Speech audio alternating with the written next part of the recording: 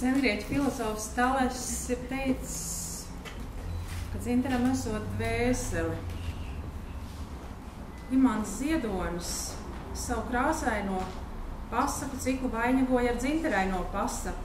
Starp sarkano, balto, brūno, zaļo, zilo noslēgumā bija latviskā dzintarainā krāsa. Un Ziedonis rakstīja, ka jaunu cilvēku priekšā dzintars nobāla, bet ieraugot labu cilvēku, dzintars iemirdzas. Katram ir kāds viedoklis. Janīna Kursītis ir izteikusi hipotēzi, ka varbūt atkal atklājot savu norakto dzintaru, mēs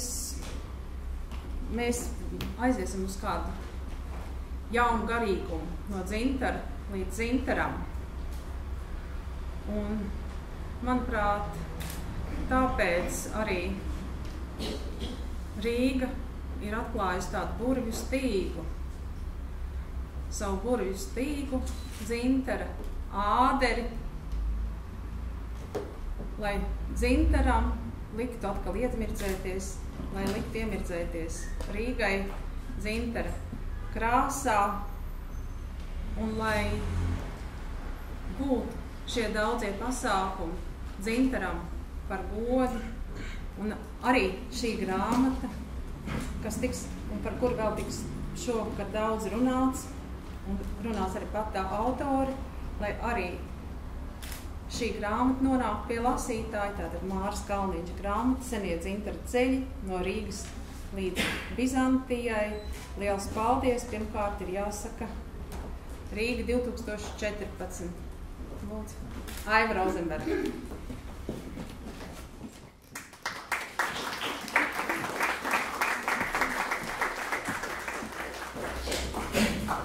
Labdien, mīļie dzintara cilvēki! Es tiešām jūs gribētu tā uzrunāt, jo man šķiet, turpinot iepriekš teikto, ka dzintars liek labiem cilvēkiem iemirdzēties un otrādi, sastopot labus cilvēkus, dzintars iemirdzas. Un man šķiet, ka šajā Eiropas kultūras galvaspilsētas gadā caur mūsu dažādiem dzintara projektiem es esmu redzējis ļoti daudz cilvēkus, kas tiešām burtiski iemirdzas. Un es esmu redzējis, kā dzintars atver daudzas durvis, tas paver daudzus jaunus ceļus, tas ļauj daudziem cilvēkiem satikties pirmo reizi un iedibināt varbūt jaunas tradīcijas, varbūt sākt savus talantus izkopt un darīt visneiedomājamākās lietas. Gan burtiskā, gan arī simboliskā nozīmē. Dzintars ārstē. Un tāpēc nevelti mēs šodien esam medicīnas muzejā, kur jau ir viens no mūsu Rīga 2014 projektiem izstāde par dzintaru medicīnā. Un te mēs redzam, kā sasaucas tā garīgā pasaule ar to fizisko pasauli, kā miesa, dvēsele sastop vienu otru, un tas vidutājs interesantā veidā ir daba. Pati māte daba un dzintars. Un te mēs arī redzam šodien ar Latvijas Voices brīnišķīgo izpildījumu, kuras arī mēs varētu dēvēt par dzintara meitenēm, jo visi dzintara projekti tiek atklāti ar viņu brīnišķīgo uzstāšanos, ka tas paver mūsu sirdis jaunām idejām un varbūt arī ļauj atskatīties vēsturē un novērtēt to labo, kas ar mums ir pašiem noticis. Šajā Eiropas kultūras galvaspilsētas kontekstā es tāpēc gribētu arī nedaudz atskatīties vēsturē un pateikt vairākus liels un paldies. Jāsaka, ka ja nebūtu kāda cilvēka, kurš ieteica man doktoru Māru Kalniņš, tad droši vien mūsu dzintara līnija Eiropas kultūras galvaspilsētas projektā būtu daudz skopāka. Es gribu vispirms pateikt milzīgi paldies šīs dienas, jāsaka tā, gaviļniecei Mārai Kalniņš par to, ka viņa nežēloja savus iepriekšējā darba rezultātus un pētījumus, lai arī pievienotos mūsu Eiropas kultūras galvaspilsētas kandidatūras komandai un arī papildināt dzintara līniju ar saviem atklājumiem. Tāpēc mēs varam teikt, ka tas ceļš kopā ar grāmatas autoru mums ir aizsācies jau ļoti sen.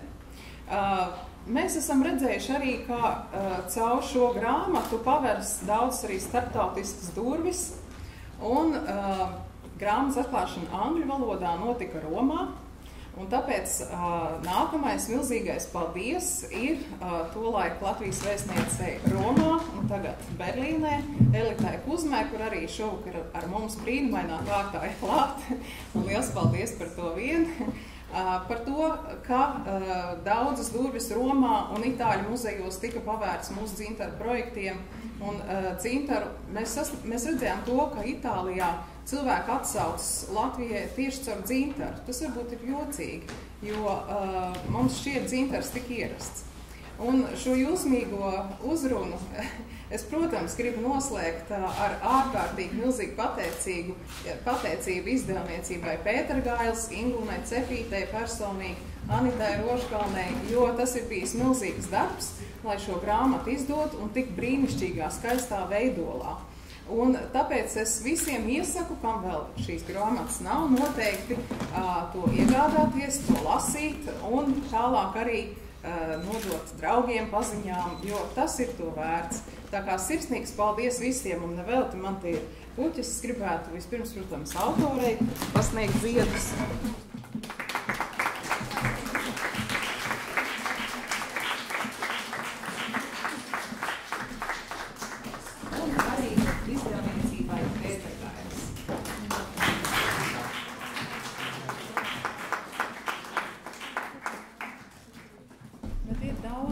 Cilvēki, kas patiešām piedalījušies grāmatas tapšanā, protams, es pirmkārt gribu Anitai teikt paldies. Mēs roku rokā ar abiem, gan ar angļu, gan ar latviešu izdevumiem, esam strādājuši. Anitai Rožkalnei, milzīgi paldies māksliniecei Gitai Treicei, maketētāji Ilgai Vēverei un lielai redaktoriem, pirmkārt zinātniskajam redaktoram Valdim Bērziņam, redaktorei Guntai Lēniecei. Tulkotāji, protams, ir tā, kuras nozīme ir vislielākā, runājot par latviešu izdevumu, un tāpēc es lūgtu Elitu Saliņu bilst pāris vārdus šai vakarā, jo es domāju, ka viņas loma ir neatsverama.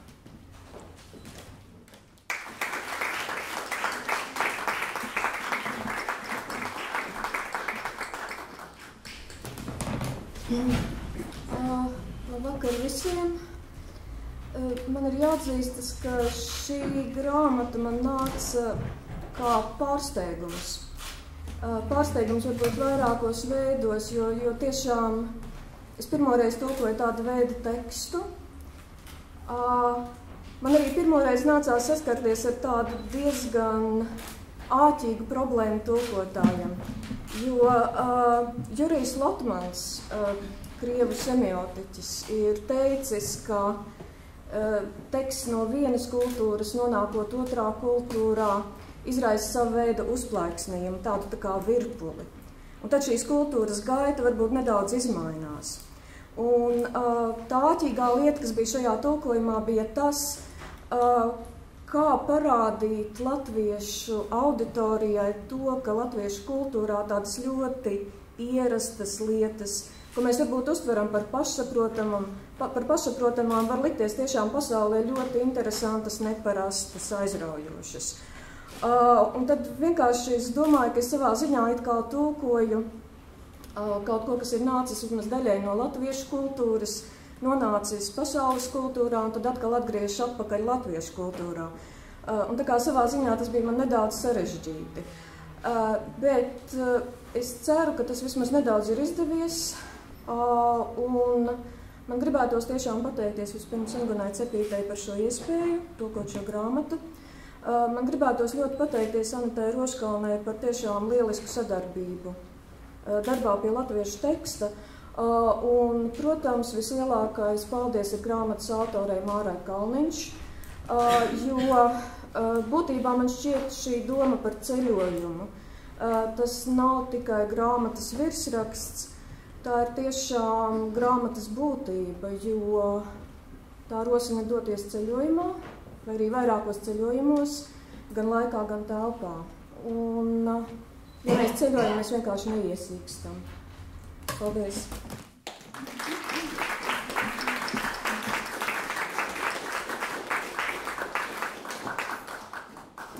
Turpinot tulkotājs teikto, es varu teikt, ka šī tēma laikam arī mani uzrunāja. Tā, tiešām izdevniecība Pētergājs ir izdevusi daudz grāmatu, daudz dažādu izdevumu, dokumentālu, daļliteratūras, bērnu literatūras izdevumu, zinātnisku, enciklopēdisku, bet tēma patiešām uzrunāja. Varbūt tās arī bija mūsu projekta grupas, kas dega par Dzintara tēmu, pulcējoties Rīga 2014 rīkotajos pasākumos, jo tiešām dega daudzi. Es nezinu, kas tas bija. Varbūt tas, ka es 30 gadus esmu nodziedājis savu vecāku vadītajā korī Dzintars un apbraukusi pasauli pa citiem ceļiem. Nezinu. Varbūt tas, ka man bija šī vēlme vēl un vēl pēc kāda vērtīgākas fotogrāfijas, pēc kāda artefakta, un es pati tomēr apbraucu lielu daļu no Māras Kalniņš aprakstītiem ceļiem, un ja šie ceļi bija aprakstīti tik aizrautīgi, ka bija šāda vēlme, man liekas, tas vien jau ir milzīgs autora sasniegums, ja var šādi aprakstīt Dzintara ceļus. Dzintars, kas tiešām ir vērtība, un šie ceļi, kas aiz katra līkuma atklāja kādu brīnumu. Bet mēs jau te runājām, ka grāmata ir ar tādu mazliet vēsturi, angļu izdevumu vēsturi, un es tomēr lūgtu pāris vārdus bilst Elitai Kuzmai, kas par mums gādīgi rūpējās Romā kādu brīdi atpakaļ, nākot klajā angļu izdevumam.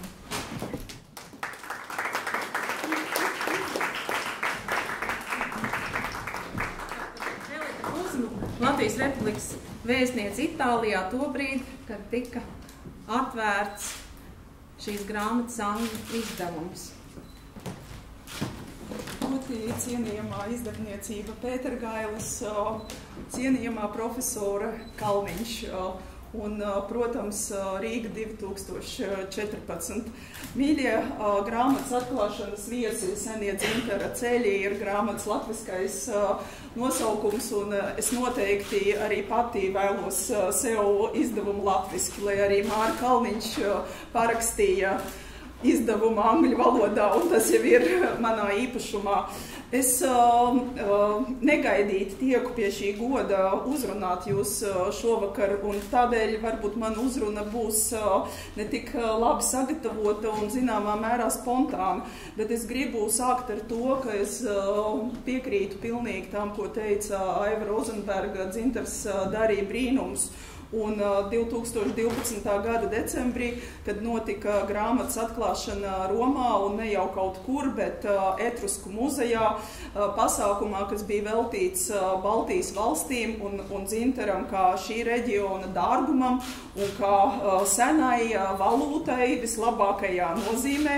Un mēs Latvijā tiecāmies iestāties Eirozonā, tiecāmies pēc labklājības un uzmanības, un pēkšņi man vēstniecei Romā nāca palīgā citi vēstnieki.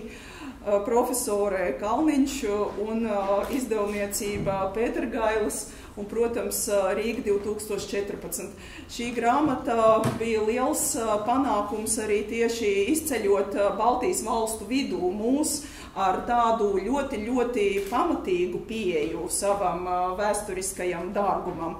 Un šī grāmata ar profesors Kalniņš parakstu, kā oficiāli Rīga 2014 grāmata, nonāca arī Itālijas prezidenta Giorgio Napolitano bibliotēkā.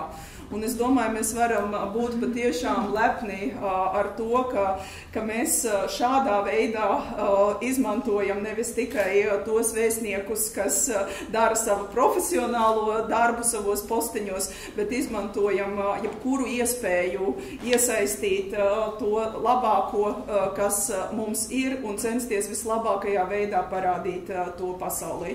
Un ziniet, Romā 2012. gada decembrī bija lietains un tumšs un drūms, un pat Romā bija vajadzīga dzintara gaisma. Un tā tur atspīdēja, un mums patiešām izdevās. Un es vēl gribētu teikt no savas profesionālās pieredzes puses milzīgu komplimentu Rīgai 2014 un visiem iesaistītajiem. Pie programmas tika sākt strādāt 2009. gadā. Mēs bijām visdrūmākajā ekonomiskajā krīzē, un mēs vispār neticējām, kā mēs ar tiem mazajiem resursiem un ar to nelielo komandu, kā mēs izveidosim tik labu programmu, ka tā tagad plūc uzslavas laurus no mums pašiem, Latvijas iedzīvotājiem, bet arī no pilsētas viesiem. Un mēs piedzīvojam vienu augstāko punktu programmā pēc otra, un tā ir patiešām bijusi ļoti labi pārdomāta programma, bez lieliem un milzīgiem naudas šķērdēšanas resursiem un arī iespējām. Mēs esam izveidojuši zīmi, kuru mums nav kauns nodot pasaulē un īpaši, protams, Eiropai. Latvija būs prezidējošā valsts Eiropas Savienībā nākamajā gadā, un mēs mēģināsim arī prezidentūras kultūras programmā mest tiltu no Rīgas 2014 uz mūsu prezidentūru, un šim projektam, starptautiskajai tematiskajai līnijai Dzintara ādere, ir ļoti liela nozīme bijusi, lai mēs varētu vēl labāk pastāstīt Eiropai un pasaulē par Rīgu 2014 un mūsu idejām un mērķiem. Liels paldies par uzmanību un par iespēju man jūs uzrunāt un sveikt.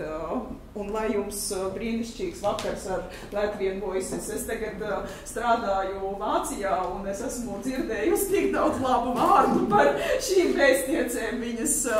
Viņas dzied visās iespējamajās Vācijas pilsētās, bet arī tajās, kas ir Hanzas pilsētas un saistītas cieši ar Rīgu un tās vēsturi. Tā kā vēlreiz paldies!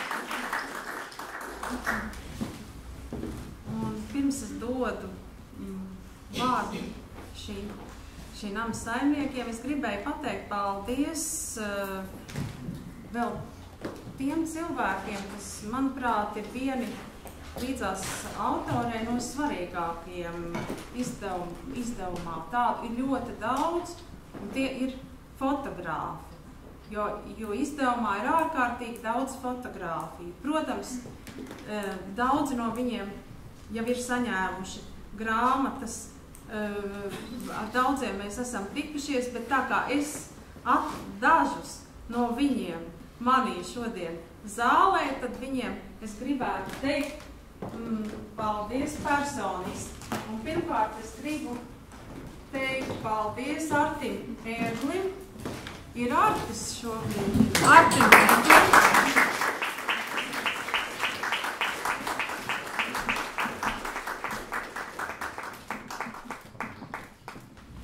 Artim Ērglim, viņa daļa ir tieši Etrusku muzejs, Villa Džūlija, fotogrāfijas, kas mums bija ļoti nepieciešams tobrīd un grūti iegūstams operatīvi, un tātad paldies!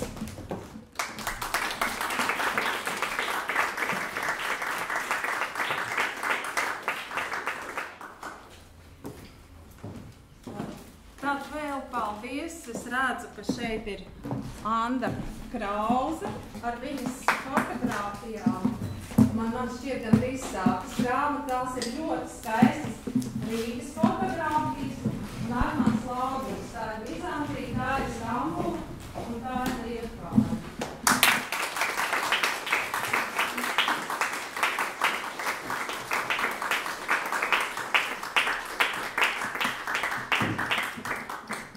Liela pateicība šobrīd simboliski varbūt pasniedzot 3 grāmatas visiem, kas piedalījās, bet es gribētu, lai savu vārdu saka nama saimnieks profesors Vilnis Salaks, kurš arī nesen atklāja šajās miesmīlīgajās mājās Zintaram veltīto brīnišķīgo izstādi. Paldies. Ļoti cienējamā Māra Kalniņš kundze, ekscelents, Aiva, mīļās Pētera Gaļa dāmas, visi šī pasākuma viesi un, protams, Zintara meitenes. Viņas ieskandināja, viņas iesvētīja mūsu izstādi ar savām skanīgām balsīm, un izstādi ir laba, daudz apmeklētāji arī redziet šodien. Šodien mēs runājam par tāliem, par seniem Zintara ceļiem, par ceļiem, kurus satikās Aiva, Elite, dāmas no Pētera Gaļa, kur tapa mūsu projekts, bet es priecājos, ka beidzot mēs esam Rīgā, un kā profesors Māras Kalniņš grāmata arī piedzīvo pirmā atklājumu šeit Rīgā latviešu valodā. Un es faktiski jūs apskaužu, jo Romā es klausījos profesoras lekciju. Jūs drīz būsiet baudījumi, tāpēc negribu daudz runāt. Es gribu tikai parādīt vienu mazu dāvanu, ko sarūpēja mani kolēģi no muzeja. Karotīt veselības ikdienas devai.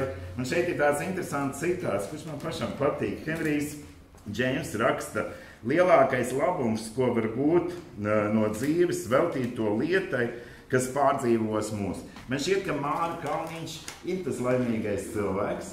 Jā, jo viņa, cik es zinu, iespaidojās no Arnolda Spekas grāmatas. Dzintars pavadīja viņu visu mūžu. Es nezinu, vai jūs viesojaties Veronā pie Arnolda meitas, bet es nezinu, ar kaut kādiem Rīgas 2014 pārmaiņiem, ar Elites iedvesmu, ar visu šo jauko projektu mēs arī izceļojam visu Itāliju. Un es priecājos, ka mēs atkal esam mājās un ka es varu sveikt jūs, profesori, mūsu muzejā.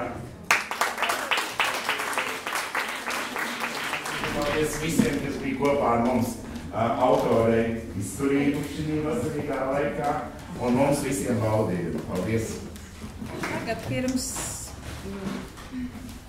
mēs dzirdēsim atkal skaistās Zintara balsis, es ar Zintara ziediem gribu teikt paldies autorei un paldies tulkotājai.